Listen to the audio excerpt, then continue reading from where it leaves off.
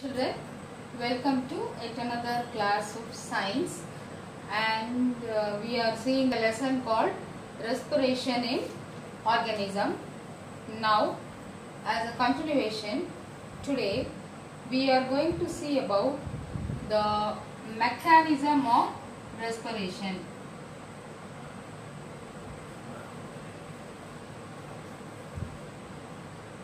So, mechanism of respiration, already we have seen respiration is of two types. What are they? Breathing and cellular respiration. So, what is meant by mechanism?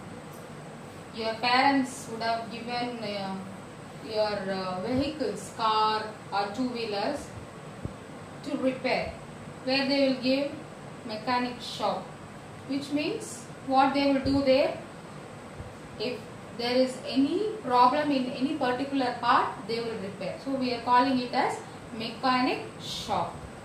And if there is no problem, what is the meaning? All the mechanism in the particular two-wheeler or car is working properly. So the working of the parts, working of the respiratory system is called mechanism.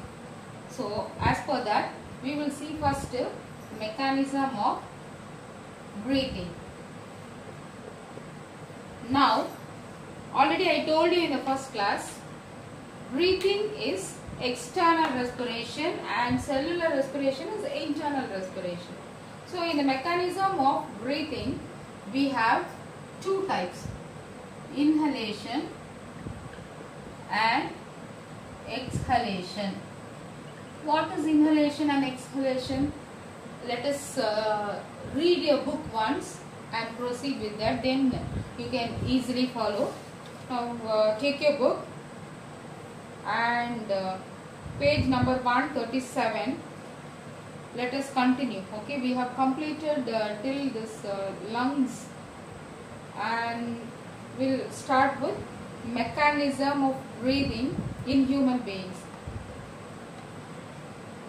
Breathing is a physical process that involves inhalation and exhalation.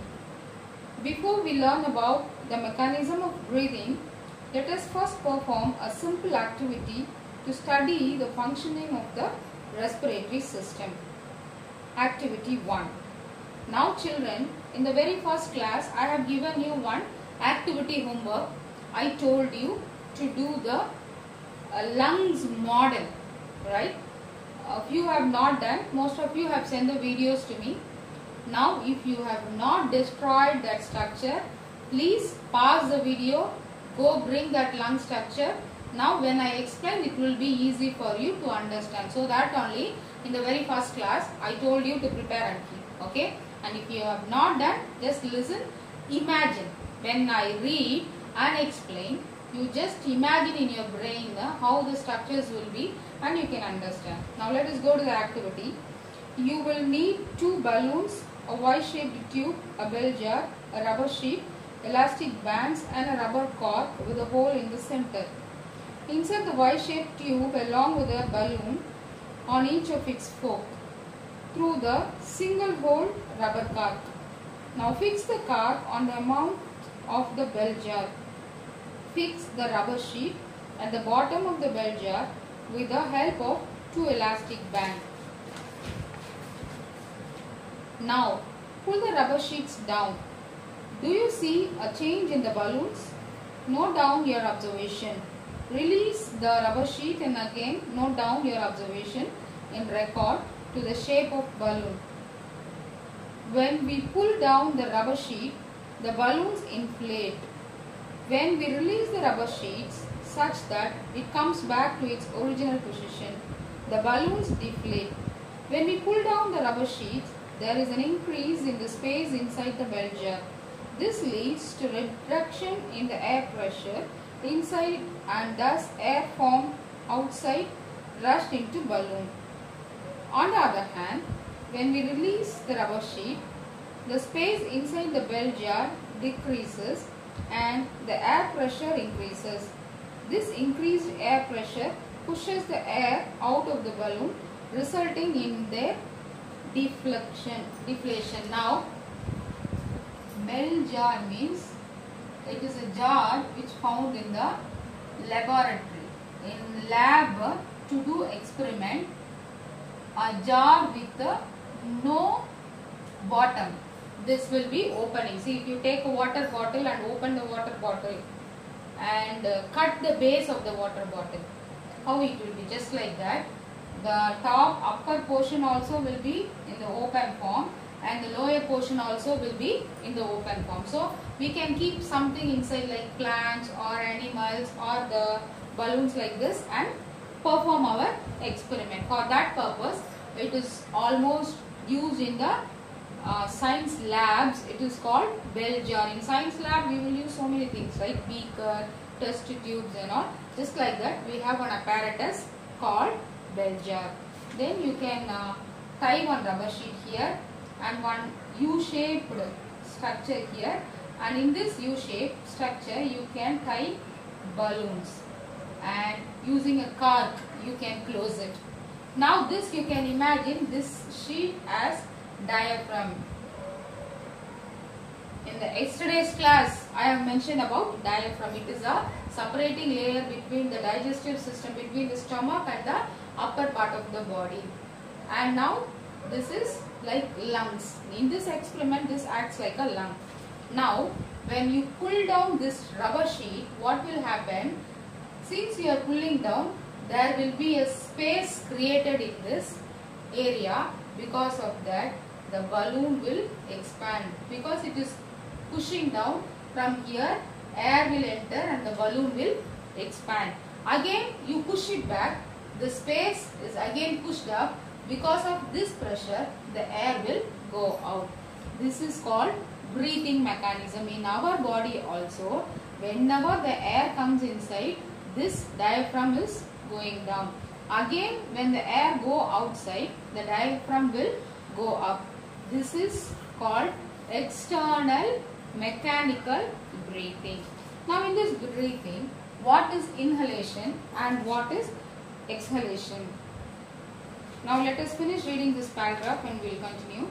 During inhalation, the diaphragm moves downward and chest cavity moves outward, creating space for air to enter the lungs.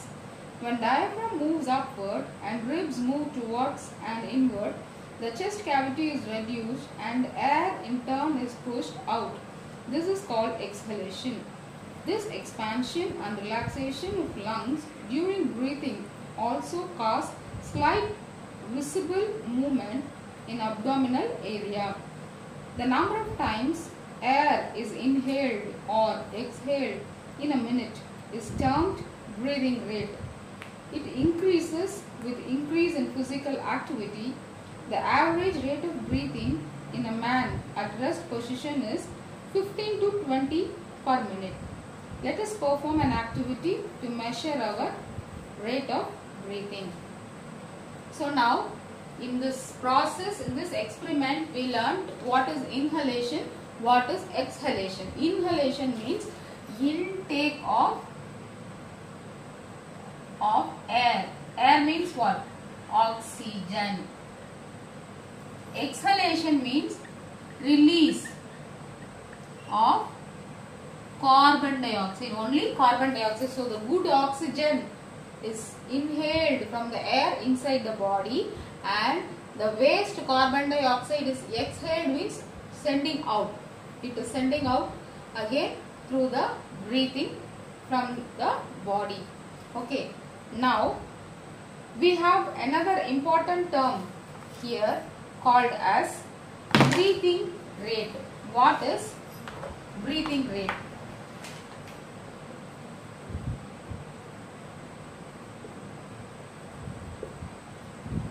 See, in the minute, how many times we breathe? In 1 minute, inhalation and exhalation. One time inhaling the air and sending it out. In 1 minute. In 1 minute, how many seconds are there?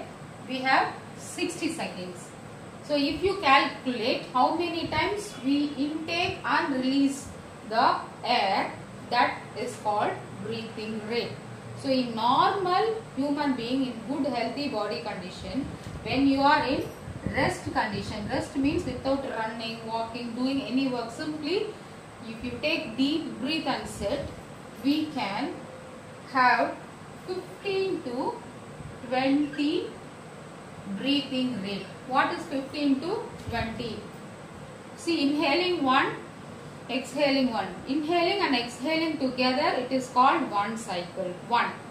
So, if you keep watch, sit in a place, inhale and exhale, that is 1. Again, inhale and exhale, that is 2. So, if you check out the watch for 1 minute and count how many times you are inhaling and exhaling, you will get minimum 15 to maximum 20. But this breathing rate will vary as per the activity we do, because when we do more activity, we need more oxygen. What is breathing? Oxygen is entering inside. So 15 times when you sit simply and intake oxygen, 15 times oxygen is going inside and it is stored in your blood. That we will learn in the end of this class, how the oxygen is stored in the blood. Now, since you are sitting without doing any work, only this 15 time oxygen is enough. Suppose if you run or walk or speak or do some work, some energy from your blood will be used, right? So that time, to release the energy from the blood, we need more oxygen. Then immediately what the body will do, automatically the body will increase the breathing rate. When you start doing any work, automatically the breathing rate will increase, your lungs will start working more time. This you can check by your own personal experiment. After finishing the class, you just check out, you go sit in a calm place and take deep breath. Take a phone or a timer and keep for 1 minute. Then you count in 1 minute how many times you are breathing. See, breathing means inhaling and exhaling together is one cycle.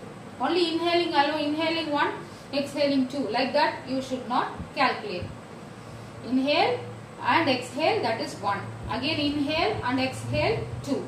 Inhale, exhale 3. Like that in 1 minute, if you check, nearly 15 to 20 times you will get a number. Then you get up from your place. Walk here and there for 1 minute and again stop. You take the count. When you see, for sure the number will increase. The number will not be 15, it will increase more than 20. Then note down that in your note. So take a note, sit in a place, take time and count how many breathing you are doing, that is how many times inhaling and exhaling in single minute. Note down that rate. And again stand, walk for a minute and stop, stand and again keep 1 minute timing and check how many times you are breathing. Then it will be sure more than 20. Then now keep the watch down, run for 1 minute. Here and there you can run very fast. Then immediately without checking itself you can know that you will breathe more. Then to take a timer again and count how many times you are breathing. It will be more than 30 times. Which means when you do any physical activity, for sure we need more oxygen. Automatically your body will increase the number of breathings. The rate of the breathing will increase and more oxygen will be taken inside. So this is one of your homework. That is activity. You have to write when you are in rest how many times you are breathing, what is the breathing rate of you when you are rest, when you walk. This is walk and this is run. So you have to write down, note down, even you can write this in your classwork. Now we will go to the next part. See, this activity 2 is already what I said, no, rest, walking and running, that you can read from the book. Now we will go to the lesson continuation, page number 139. Composition of inhaled and exhaled air. Now we have learned the mechanism of breathing. in that mechanism of breathing, the second part is composition of air in the inhaled and exhaled air. What is air? In lower class you would have studied, no? Different airs are mixed, that is gases, oxygen, nitrogen, carbon dioxide, nitrous, so many gases mixed together, we are calling it as air. Now we will read the paragraph and continue the lesson so you can easily understand. Page 139, composition of inhaled and exhaled air. We know that air is a mixture of certain gases such as nitrogen, oxygen, carbon dioxide and rare gases and other substances such as water vapor and dust particles. Air contains all these normally. The composition of these gases remains constant except for the water vapor and dust particles. But the composition of air inhaled and exhaled varies. Exhaled air has more carbon dioxide and less oxygen because the oxygen inhaled is used up for oxidation of food and the carbon dioxide produced during the cellular respiration is exhaled. Water vapor in inhaled air varies but the exhaled air is saturated. The concentration of other gases remains constant. The temperature of the inhaled air, whether less or more, becomes same as that of the body temperature when exhaled. This is the reason why even when we inhale cold air during winter, we exhaled air is warm and misty. Now, what is the composition of inhaled and exhaled air? So, as I told you, air contains some gases. What are the gases? Nitrogen, oxygen, carbon dioxide and some rare gases. Then water vapor. Then dust particles. So, in yesterday's class, we learnt that these dust particles are removed by the nostrils hairs. There are hair-like structures present in the nostrils and when the air enters inside, the dust particles are removed. And whenever you check the percentage of this nitrogen, oxygen and carbon dioxide in the overall air. See, air is like a tea. If you compare air with the tea, what is tea? It is made up of milk, sugar and tea powder. At last it is called tea, right? You will have more milk and medium sugar and less tea powder. That is the combination of perfect tea. Same way, whenever you say air, it is group of gases. There you will have more carbon dioxide, more oxygen, less nitrogen. Always that will be the percentage. And wherever you check, the percentage will be same like that. But the water vapor and dust particles percentage will not be same in all the places. Suppose if it is rainy season, in that place the amount of water vapor will be more. If it is sunny season, in that place the amount of water vapor will be less. Same way, if it is a polluted area, the amount of dust particle in the air will be more. If it is a clean area like a deep forest where there is no pollution, then the amount of dust particle will be very, very less. So when you take the composition, always you have to remember the gases composition will be same always in all the places and the water vapor and dust particles amount will vary according to the places. Now we will see inhalation and exhalation variation.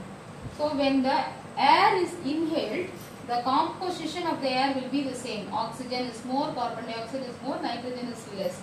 But when it is exhaled, here no oxygen, only carbon dioxide. More carbon dioxide will be there. Why? Because when this air enter inside the respiratory organs, the oxygen is absorbed by the cells, by the blood vessels, and from the blood vessels the waste carbon dioxide. See, whenever the cellular respiration takes place, in the very first class we have learnt what is respiration? Release of energy from the food particles, that is called respiration. And how the energy is released? After the digestion, the splitted micro food particle, that is food particle is nothing. The sunlight is trapped by the plant and it is binded, one side carbon dioxide and one side water. With this, the sun energy is binded and it is kept in the plant. When the plant is eaten by the animals, during the digestion process, the small food particles are splitted and they are kept safe in the blood vessels. Whenever there is a need of energy inside the blood vessels, inside the blood, the food particles also will be there, and the air, oxygen comes from the respiratory system also will stay in the blood. Suppose you imagine on your dining table you have knife and also fruits. Whenever you want to eat fruit, you will take one knife, cut the fruit and eat. Yes, just like that. Inside your blood vessels, you have blood. It is a water content. Inside the blood, the splitted small food molecules and this oxygen coming from the respiratory system will float. Suppose now I am moving my hand. Then what will happen? Inside my body, I have a blood vessel and there I have a blood inside the blood vessel. In that blood, food particles and oxygens will be there. Now, since I am moving, what will happen? One oxygen will go split the food molecule and take the energy and give it for me for the moment. But while splitting the food, the binded molecules, that is water and carbon dioxide, will be released. The water will go to the excretory system, it will go through the urinary system, and the carbon dioxide again will mix with the blood, it will come near the lungs. Because of that, what will happen? In the exhaling air, the amount of carbon dioxide will be more and no oxygen will be there, because the oxygen will be completely absorbed by the blood vessels for the cellular respiration purpose. Now we will see exchange of gases.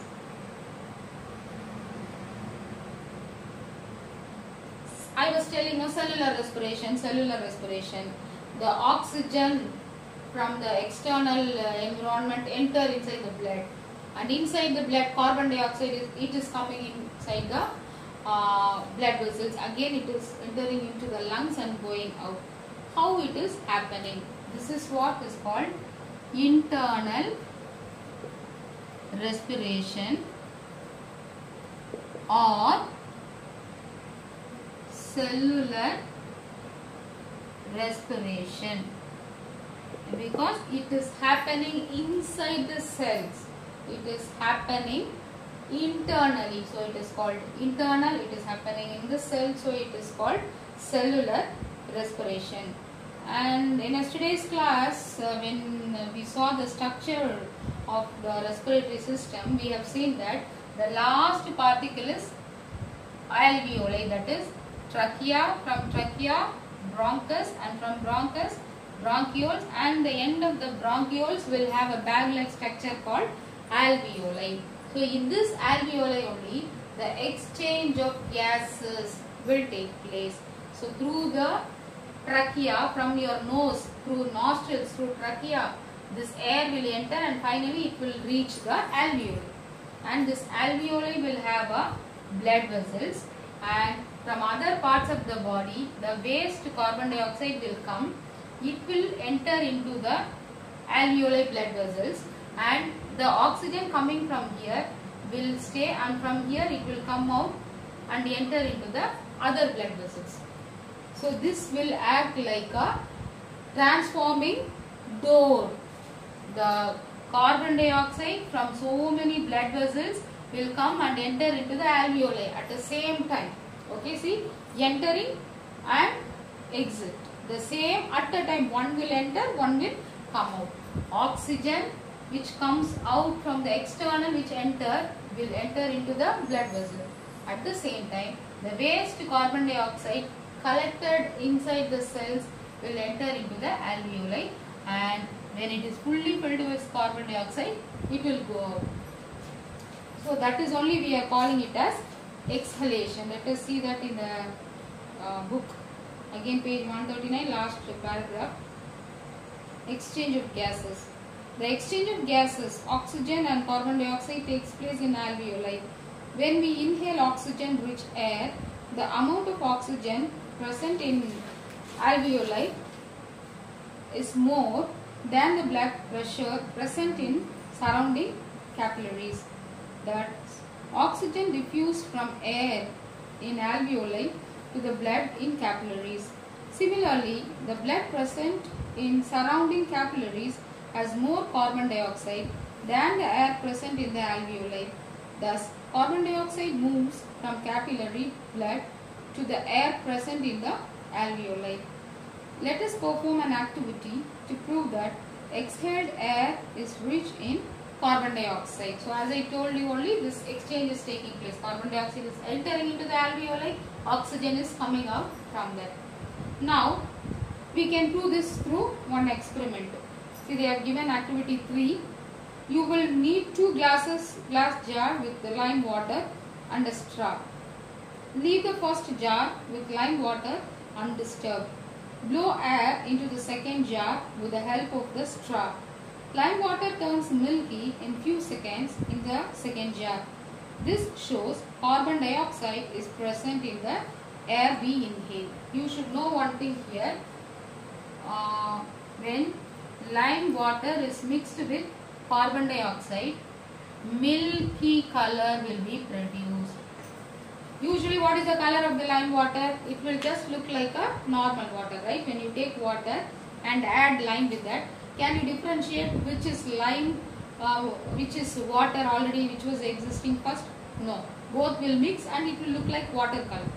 With that, when you add carbon dioxide, immediately the color will change into milk. Milky means what? White color. So this is the test for the lime. For example, if you want to test magnet, how will you test? I am giving you one black color stone. I am asking you, you test and tell me whether it is a magnet or not. What will you do? You will take it near one iron. When the iron is pulled by this, whatever I am giving you, then you will say this is magnet.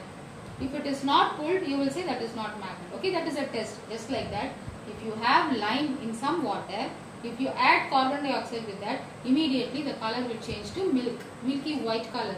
Or if you are adding some other gases, not carbon dioxide, you will not see any color change. It will be just like water. Now, we say that when we exhale, that air, what you send out from your body consists of more carbon dioxide. What air you take inside from the external environment contains only oxygen. Now we will prove that through this experiment.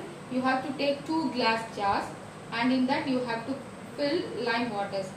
In first bottle you keep passage. Glass jar means you should see what is inside and without disturbing. So it will be watery in color. And in the second bottle you keep the lime water and take one straw, keep the straw inside, blow air. What is blow? When you blow, the air inside your body is coming out, right? Automatically that water, that air will have carbon dioxide, then you can see the water change into milky white color. Now we have one more thing, we will finish it up. What is cellular respiration? The oxygen absorbed by the blood binds with hemoglobin, a protein present in the blood, and form oxyhemoglobin. It is transported in this form to different parts of the body. It is released in the cells where it is used for cellular respiration. In cellular respiration, oxygen reacts with glucose to form carbon dioxide and water. Energy is released in this process. The carbon dioxide formed during respiration is carried by the blood to the lungs to be expelled out of the body during the exhalation.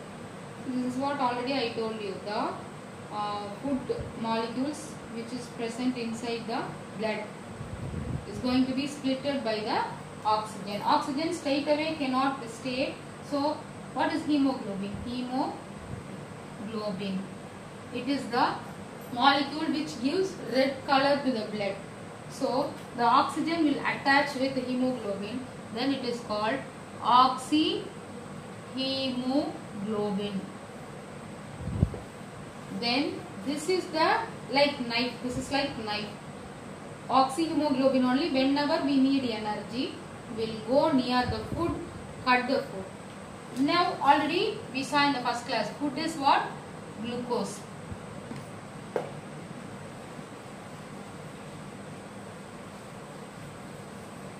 Food is what? Glucose. And oxygen working on the glucose and it releases energy, carbon dioxide and water. So this oxygen is nothing but oxyhemoglobin.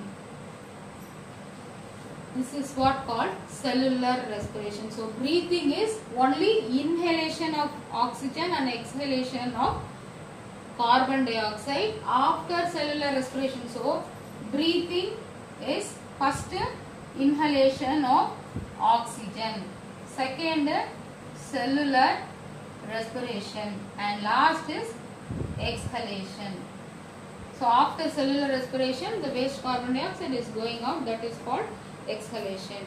And the last part is differentiate between breathing and cellular respiration. Breathing, cellular respiration, a physical process that involves exchange of gases. Breathing, a process of oxidation of food in the cells with the release of carbon dioxide and energy is called cellular respiration. An extracellular process is breathing, an intracellular process is cellular respiration. No energy is released during breathing and energy is released during cellular respiration. This is the paragraph given in your book. Now you go through the points given at the end, that is recalling all the points we have learned so far and fill in the blanks column given there. So now your today's homework is activity. I told you the breathing rate. You have to find out when you are in rest, when you are walking, when you are running, what is the breathing rate, how many times you are breathing, that you have to do. And page number 141, page 141, fill in. You have to write in your classwork. See, in your first class I told you to write 2 questions in the classwork. I think you remember. Breathing and cellular respiration definitions. In your second class I have given you 5 questions. Okay, answer the following. See, first is define breathing and respiration, and the second is answer the following. I have given you 5 questions. Now in third class I am giving you fill in the blanks from your textbook, page 141. You have to copy that in the class work. Find out the answer from the book. I think today's class comes to an end. Let us meet in the next class, children. Thank you.